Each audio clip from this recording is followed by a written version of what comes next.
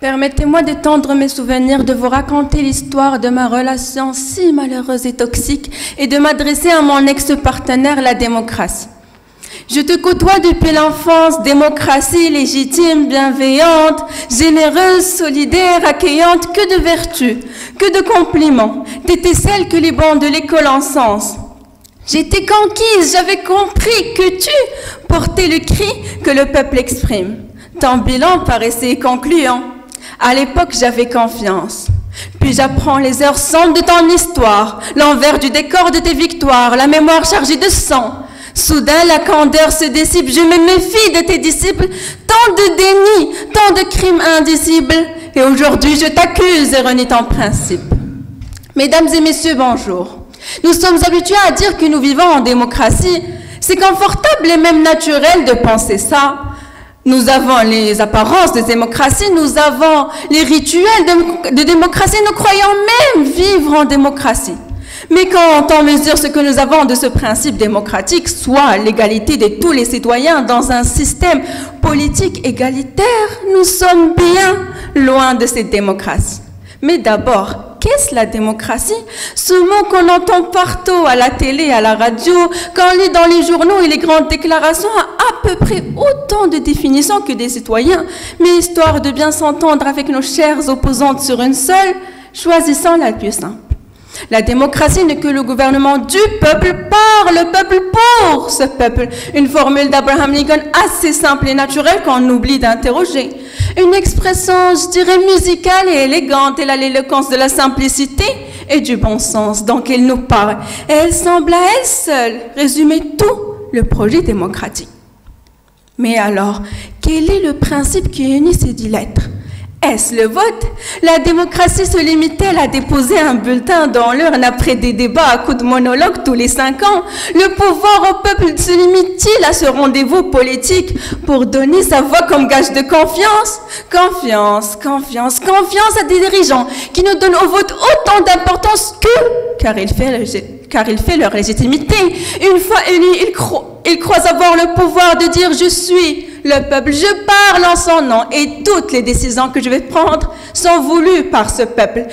Confiance à des représentants qui ne considèrent le vote que comme une arme pour diriger la masse. Cette foule, merci.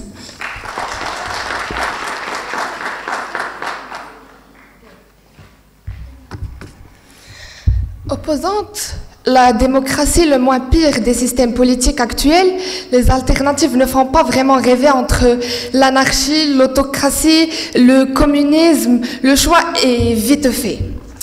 Monsieur le directeur, messieurs, dames les jurés, opposantes, bonjour.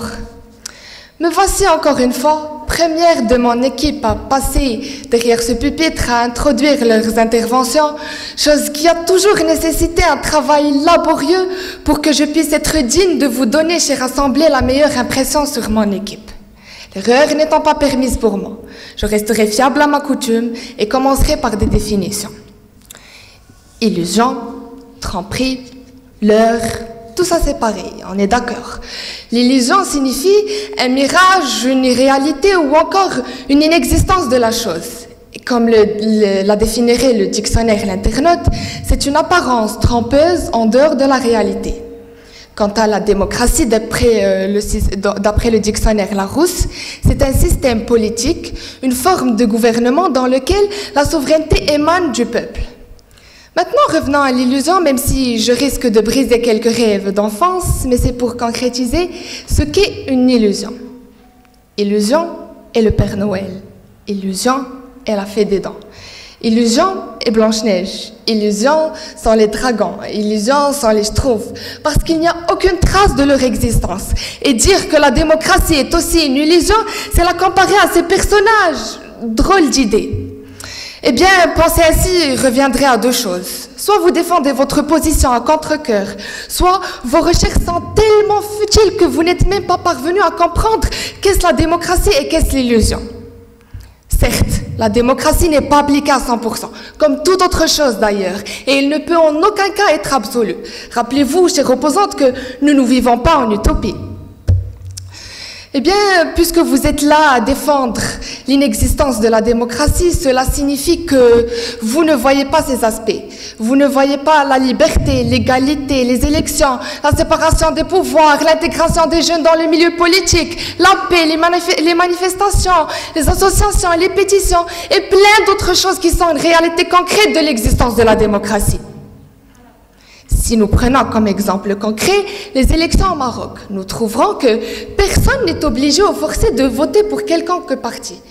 Puisque, de un, nous n'avons pas qu'une seule chose qui est démocratique. Et de deux, chaque parti mettra en place une campagne électorale pour persuader le peuple à voter en sa faveur, chose qui est tout à fait légitime. Et le reste, c'est aux citoyens d'en décider. Parce que ces gens malhonnêtes qui ne tiennent pas à leur parole, eh bien c'est nous qui les choisissons. C'est nous qui les choisissons, soit en vendant notre voix pour un billet de 100 dirhams, et dans ce cas-là, nous devenons complices du système qui nous ne plaît pas, soit en préférant jouer le rôle de victime quand aucun parti ne nous plaît, au lieu de réellement essayer d'améliorer les choses, que ce soit en créant un parti ou via des manifestations. Chères opposantes, mes camarades et moi attendons avec impatience de vous voir passer derrière ce pupitre et présenter vos arguments qui nient l'existence de la démocratie. Merci.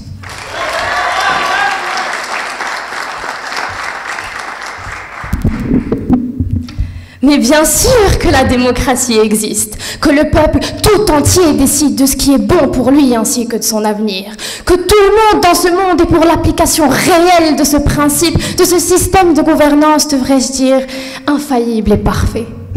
Mais non, chères opposantes. Et puis quoi encore? Le ciel est rose, les poules ont des dents et les naïfs dominent l'univers? Oui, vous avez raison. Nous ne vivons clairement pas dans une utopie. Et nous ne tendons point non plus, mon équipe et moi, vers ce que vous pouvez définir de pessimisme. Et je suis navrée de vous l'annoncer, mais c'est vous qui aviez cédé au lavage du cerveau qu'on ne cesse toujours de vous faire subir aujourd'hui. Bref, je suis pauvre. Je n'ai pas de quoi me payer à manger, et pourtant, quand un billet de 100 se présente à moi, je dis non. Voyons, qui dirait oui contre un simple vote anonyme? Il est évident qu'en temps de crise, lorsque je ne pense qu'à me procurer de quoi me nourrir, je saurais me projeter, avoir une certaine éthique et gentiment refuser une opportunité qui ne se présente à moi qu'une fois tous les 5 ans. Je suis la maison du peuple. Mon taux de participation est très bas. La majorité de mes habitants ne sont pas réellement d'accord avec les règles du proprio. Et pourtant, c'est la minorité qui décide. Après tout, c'est ça la démocratie. Et enfin, je suis le mode de scrutin. On m'a conçu pour un meilleur fonctionnement démocratique des élections. Il est primordial que tout soit juste et équitable. Ne privilégions personne, ne négligeons personne. Bon, assez de cette mascarade, je me contiens depuis bien trop longtemps. 24%. La démocratie ne peut pas rimer avec la pauvreté. Salim Boudiaf avait dit, en démocratie, les pauvres sont souverains à plébisciter et les riches à présider. Et les réels, vous dites. 25 à 38%. La démocratie ne peut pas rimer avec un faible taux de participation. La démocratie représente la souveraineté au peuple, et non pas une partie du peuple. Vous voulez plus de gens, vous voulez plus de votes, faites de bons programmes, faites de bonnes campagnes. Le reste de la population, où vous l'aviez mis? Il ne vote pas parce qu'on ne lui donne guère l'envie de voter. Et d'une manière ou d'une autre, il fait un choix, celui de ne pas être représenté par ce qu'on lui propose. Ah, et le pompon sur la Garonne, la cerise sur le gâteau. Je suis le mode de scrutin. La démocratie ne peut pas rimer avec ce mode de scrutin. Il est vrai que dans notre pays, cela met en faveur les partis minoritaires, mais... cela met en valeur les partis minoritaires, mais son vrai but, c'est d'orienter l'opération électorale de manière à ce qu'aucun parti politique ne puisse prétendre à une majorité absolue. Je vais pousser le bouchon encore plus loin, il n'y a pas d'équité. 2016, 1 618 000 voix pour le PJD, 125 sièges. 140 000 voix pour le FJD, 2 sièges seulement. À l'aide d'un calcul assez simple, chères opposantes, ne vous inquiétez pas, nous constatons l'arnaque, si j'ose dire, de ce système. Est-ce que nous vivons dans une illusion démocratique? Oui, ce sont les faits qui le disent. Merci.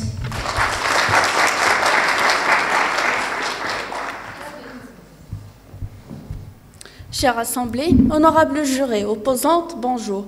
Pour vous répondre, opposante, vous avez dit pas mal d'aberrations. Je commencerai premièrement par vous demander d'être respectueuse et de nous écouter quand nous sommes derrière ce pupitre, puisque si vous aviez fait cela, vous auriez très facilement compris que nous n'avons pas du tout dit que la démocratie est parfaite. Ceci de un. De deux, un peuple qui est l'idée corrompue n'est pas victime, il est complice du système qui ne lui plaît pas. D'autre part, pour riposter aux inégalités des classes sociales, l'État met une loi de hausse des impôts selon les différents revenus des personnes. Et donc, cela diminuera les inégalités sociales. Autre chose, nous ne sommes pas en train de discuter de si la démocratie est bonne ou pas. C'est totalement hors sujet notre débat. Et est-ce une illusion ou pas? Opposante, la démocratie pour vous est une illusion. Elle n'existe pas du tout. Ce n'est qu'un leurre, un mirage. Il faut se méfier des mots et pas de la démo, parce que le fait d'utiliser le terme illusion, qui est très fort, signifie que la démocratie pour laquelle l'humanité entière a milité pour des millénaires n'est qu'aberrant. Ce système sur lequel la majorité écrasante des pays repose n'est qu'hallucination. La démocratie est une combinaison de l'égalité et la liberté, de valeurs dont il suffit de prouver l'existence pour pouvoir falsifier vos propos. Chère Assemblée, opposante, je vous ferai part de l'un de mes rêves d'enfance les plus ardents, voyager à travers le temps. Je vous tends ma main, attrapez-la et voyageons ensemble.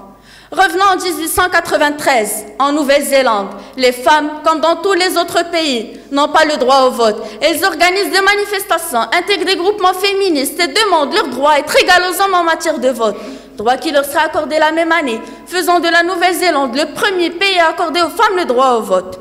Faisons un saut dans le temps. On est maintenant en 1933, au Maroc. La première école digne de ce nom pour les filles fut construite par motif d'égalité des sexes. La scolarisation de la gente féminine fut généralisée par la suite. Nous avançons encore dans le temps et nous nous retrouvons en 1948. La Déclaration universelle des droits de l'homme, dans l'article 4 dit « Nul ne sera tenu en esclavage et en servitude. L'esclavage et la traite des esclaves sont interdits sous toutes leurs formes. » On a libéré les esclaves. Montons une autre marche dans l'échelle du temps. Nous voici en 1989. La Convention internationale des droits de l'enfant est signée en unanimité. C'est la première fois de l'histoire qu'un texte international reconnaît explicitement les moins de 18 ans comme étant des êtres à part entière, porteurs de droits civils, sociaux, économiques, culturels et politiques, des droits fondamentaux, obligatoires et non négociables. S'en suivrait la création de l'Observatoire national des droits de l'enfant au Maroc en 1995, permettant aux mineurs de créer même leur propre Parlement. Opposante, vous vous acharnez à dire que la démocratie n'existe pas, tout en la pratiquant dans ce débat. Quelle ironie du sort, non. À moins que vous soyez sûr que vous ne méritez pas votre place ici en demi-finale et que par erreur, la démocratie n'a pas marché pour une fois, mais ça vous regarde. Pour faire court, si vous croyez réellement en fait que la démocratie n'existe pas, alors pourquoi débattre? Pourquoi venir à l'école en étant des filles? Pourquoi ne pas accepter que l'on vous violente sous prétexte que vous êtes mineur? Pourquoi l'idée de l'esclavage vous révolterait? En tout cas, je l'espère. Mais qu'est-ce que c'est que cette hypocrisie que de nier l'existence de la démocratie tout en la pratiquant? Et j'espère avoir des réponses à mes questions. Merci.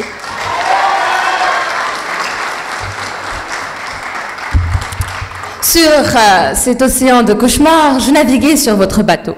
Très chères opposantes, je me suis lassée de vous regarder vous essouffler à ramer. Sourde et aveugle, vous méprisez les profondeurs et moi, je vous méprise. J'ai peur que si je lançais l'une de vous, les autres la suivront, instinctivement, comme des moutons de panurge.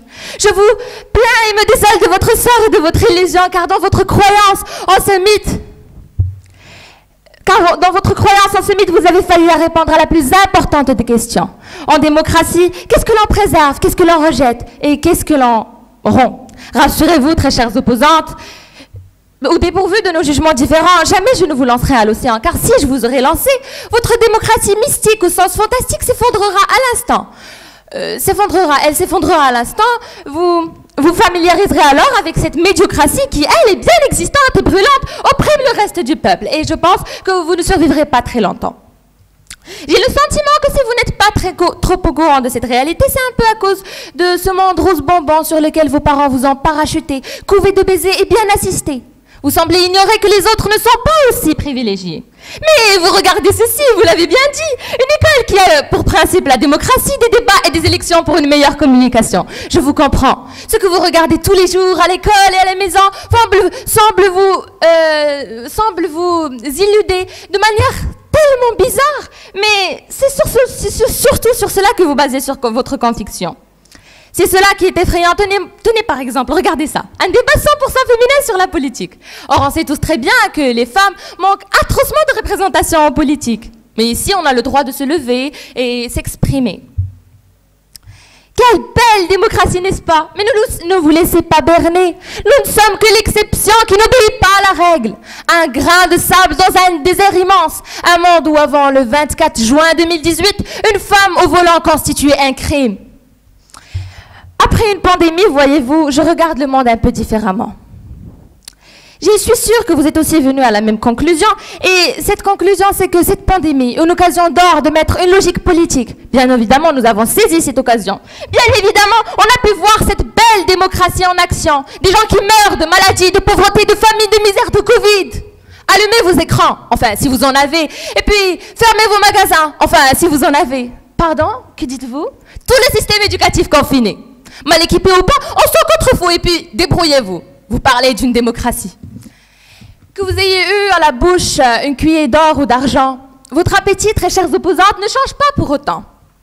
Et dans un mélange de manipulation, corruption et manque de diversité, vous nous proposez le fruit de votre débat, le fruit de votre cuisine en ce débat. Et l'effort est assez admirable, mais je refuserai. Comme vous avez confondu démocratie en médiocratie, vous auriez bien pu confondre sel et sucre, farine ou cocaïne, qui sait? Mais comme on m'a appris d'être poli, je dis non merci et je vous souhaite un très bon appétit.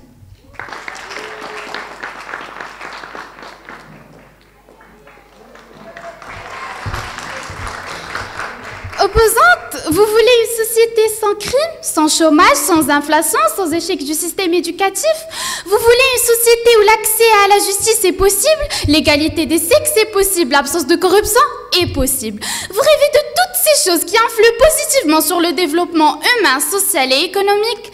La solution est déjà là, connue et reconnue, adoptée et appliquée dans bon nombre de pays. C'est la démocratie. Pourquoi serait sûrement la question qui vous trotte maintenant et je ne vais pas vous laisser en aller plus que ça. Pour vous prouver que la démocratie n'est ni une perception fausse, ni une irréalité ou encore un mirage, je vous propose des exemples très illustrants. Ilhan Omar, la femme politique musulmane américaine originaire de la Somalie, membre du Parti démocrate au Congrès des États-Unis, élue à la Chambre des représentants en 2016 et devient avec Rachida Tlaib l'une des 2 premières femmes musulmanes élues au Congrès américain. Maintenant, je vous regarde et je vois en vos yeux lumière qui veut dire on lui sortira comme contre-argument qu'ils ne sont que 2. J'anticipe les choses et je vous dis que tout a une première fois. Et le fait que ces 2 femmes font partie du Congrès américain est en lui-même une figure très claire de l'existence de la démocratie. Dans le même contexte, nous pouvons évoquer la première vice-présidente américaine, ce poste jadis consacré uniquement à la gente masculine. Maintenant, rappelons-nous le 25 mai 2020, date d'une affaire de violence lors de laquelle George Floyd, un homme noir, meurt à cause de la violence américaine. Ces souffrances partagées sur les réseaux sociaux ont mobilisé des milliards de personnes autour du monde pour mettre fin à ce genre de violence. Ou encore l'exemple très parlant de la Nigériane Ngozi Lowella, qui a été nommée à la tête de l'Organisation mondiale du commerce le 15 février 2021, faisant d'elle la première femme dirigeante originaire d'Afrique. Sans oublier Rawiri Waititi, qui est un citoyen et politicien maori qui a refusé de mettre une cravate et mettait à sa place un collier de la culture maori. Il fut expulsé du Parlement à cause de cela, puis un débat démocratique comme l'est le nôtre a été lancé. Puis le Parlement a voté en faveur du citoyen, chose qui lui a permis de retrouver son siège au Parlement. Et cela sans oublier les droits fondamentaux, notamment l'égalité et la liberté, dont la majorité des personnes autour du monde bénéficient et qui, en se combinant, nous donnent la démocratie que vous prétendez être une illusion tout en bénéficiant des droits qu'elle vous accorde. Opposante, sachez que la démocratie, quel que soit le pourcentage de son application, elle existe. Et arrêtez de nier tout cela tout en la pratiquant. Je vous remercie.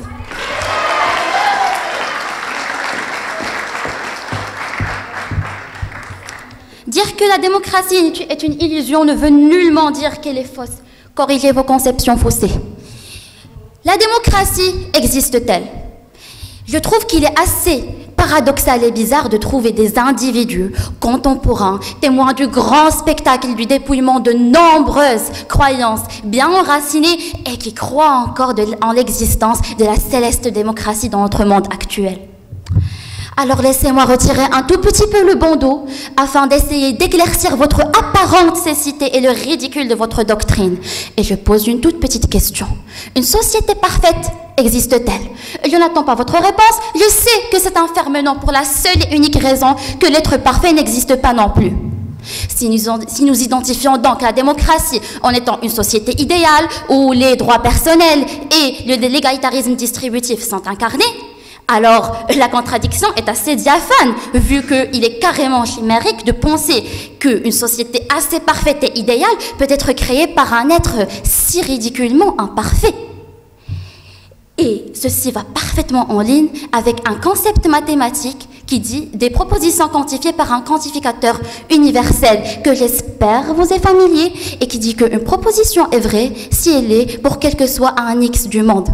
Or, puisque, et comme l'ont cité mes camarades avant moi, plusieurs cas d'injustice existent, j'en citerai les femmes violées, les enfants en précarité, la famine, et j'en passe. Alors la proposition qui dit que la démocratie n'est pas une illusion est mathématiquement erronée.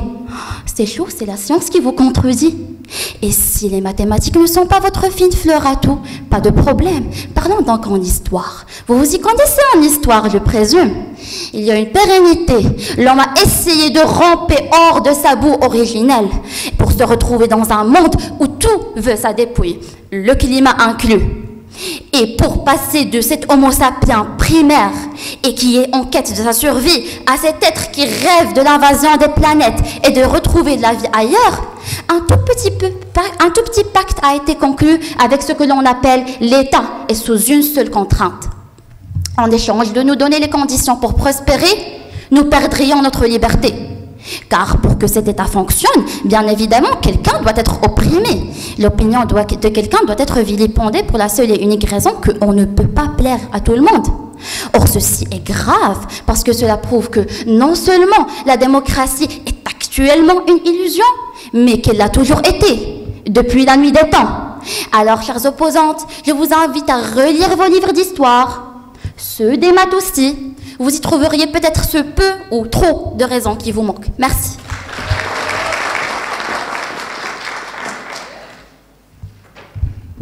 Chères opposantes, et notamment Mademoiselle Lina, si les maths ne sont pas notre terrain, les droits et les économies ne sont pas le vôtre non plus.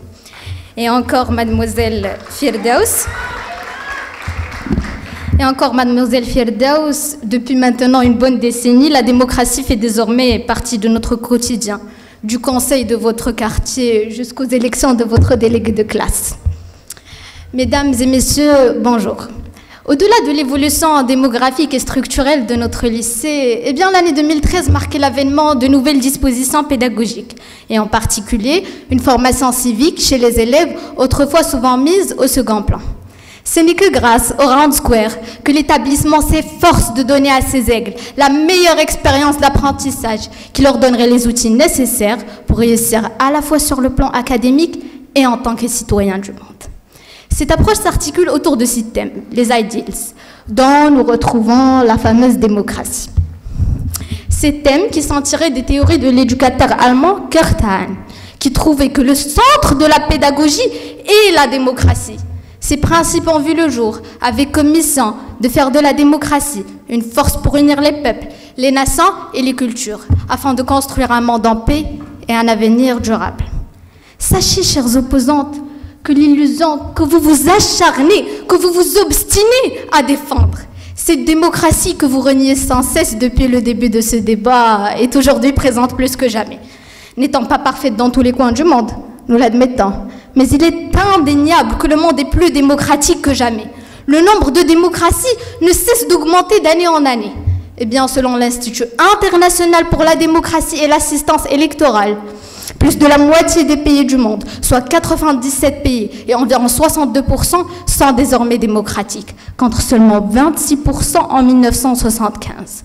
J'attire votre attention aussi sur le fait que plus de 57% de la population mondiale et donc plus de 4 milliards de personnes vivent désormais dans une forme de démocratie contre 36% en 1975. Depuis, la part des régimes non démocratiques a réduit de plus de la moitié. Le simple exemple du continent européen qui compte plus de 93% de pays démocratiques et seulement 5% de pays non démocratiques montre que c'est vous, opposante dans la thèse Nicullusion. Alors qu'y croire? Entre vous, élèves de la première année sciences maths, et notre condition actuelle, notre établissement ainsi que l'Institut international pour la démocratie et l'assistance électorale, le dilemme n'a pas lieu. Le choix ne peut être plus simple que ce qu'il est. Chères opposantes, si vous choisissez de rester enfuis dans les ténèbres, cela vous regarde. Mais n'essayez pas d'empoisonner les esprits de notre Assemblée. Merci.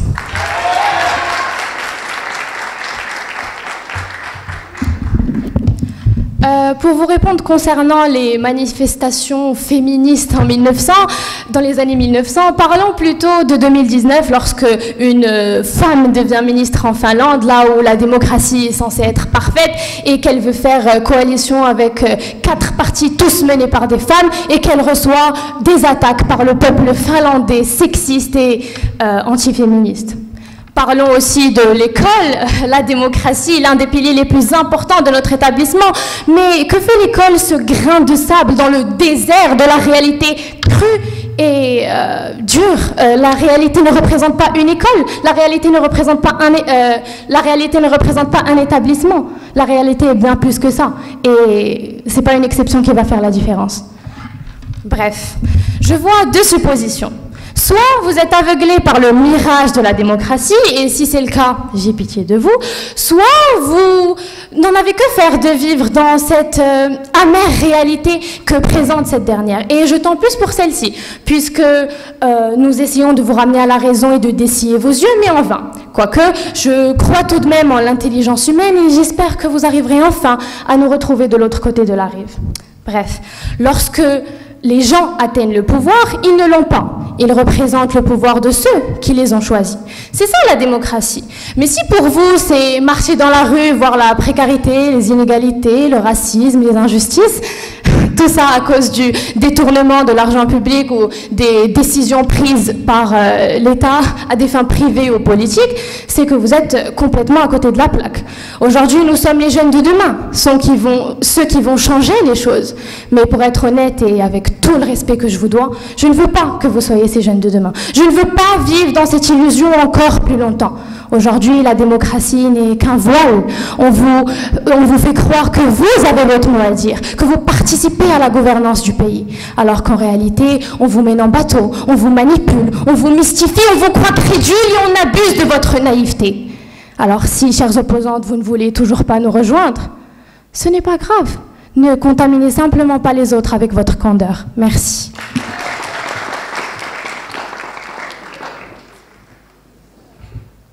Chères opposantes, le féminisme n'est pas le fait de négliger totalement les hommes pour ne laisser que les femmes. C'est le fait de créer une certaine équité entre les deux. En plus, pour pouvoir prouver que la démocratie n'est pas qu'illusion, c'est-à-dire qu'elle n'existe pas, il suffit de donner des exemples comme quoi il existe. Ce sont des contre-arguments. Si vous dites qu'une thèse n'est pas du tout présente, il suffit de vous donner une ou deux choses pour montrer qu'elle est là. C'est tout. Chère audience, le philosophe anglais John Locke a dit « L'expérience est le fondement de toutes les connaissances ». Pour cela, comme mademoiselle Lina, je vous ferai part de mon expérience avec la démocratie pour prouver qu'elle existe et trancher dans ce débat. En 2017, j'ai intégré le Parlement des enfants marocains pour un mandat de 3 ans. Nous étions 395 membres représentant le milieu citadin comme le rural, des garçons comme des filles, des Marocains comme des musulmans comme des non-musulmans, des Marocains des 2 parents comme d'un parent. Bref, toutes les catégories étaient représentées. L'une des causes que nous avions plaidées lors des sessions régionales était l'intégration des enfants en situation de rue au sein de la société. Nous avons voté en majorité pour cette cause, puis nous avons commencé à préparer un dossier autour de cela. En 2018, l'ONDE, qui est l'Observatoire national des droits de l'enfant, ainsi que le Parlement des enfants marocains, avons organisé le salon AfriCities ici à Marrakech, qui est considéré comme étant le plus grand rassemblement démocratique panafricain. Il a lieu chaque 3 ans dans une ville africaine différente. Lors de l'AfriCities, nos enfants parlementaires, en compagnie des enfants représentant d'autres pays africains, avons lancé une pétition sous le slogan « Je ne suis pas invisible » qu'environ 4200 politiciens, chefs de gouvernement et leaders africains ont signé sur les 5000 présents pour montrer qu'ils adhèrent à notre projet. Après avoir légué le dossier à la directrice exécutive de l'ONDE, Rabat a lancé la campagne panafricaine pour une Afrique sans enfants en situation de rue sous le slogan « Je ne suis pas invisible ». Maintenant, si la démocratie n'existait réellement pas comme vous le simulez, qui aurait prêté attention à des enfants et adhéré à leur projet? Si cela n'est pas démocratie, qu'est-ce que ça pourrait être d'autre? Opposants prétendre que la démocratie n'est que principe imaginaire est autant hypocrite qu'inquiétant. Hypocrite parce que vous bénéficiez des droits que vous accorde la démocratie, notamment l'égalité et la liberté. Si ce n'était pas le cas, je doute réellement qu'aucune de nous n'aurait jamais franchi le seuil d'une école. Et inquiétant parce que c'est sur les épaules de notre génération que repose l'espoir d'un monde meilleur. Et voir qu'il n'y a ne serait-ce qu'une minorité qui ne croit pas en cette démocratie m'a peur et me pousse à méditer sur que serait le sort du monde si jamais des personnes comme vous détiennent le pouvoir. Opposantes, si après avoir fait le tour des statistiques, des droits fondamentaux dont vous bénéficiez grâce à la démocratie, après avoir concrétisé nos propos avec des exemples et du fait que vous n'arrivez toujours pas à avoir la démocratie, c'est parce que votre obscurantisme vous en prive. Votre rage, orientez-la plutôt vers les personnes qui vous ont arraché pas mal de droits, mais pas vers la démocratie, parce que lâcheté serait de faire le contraire. Merci.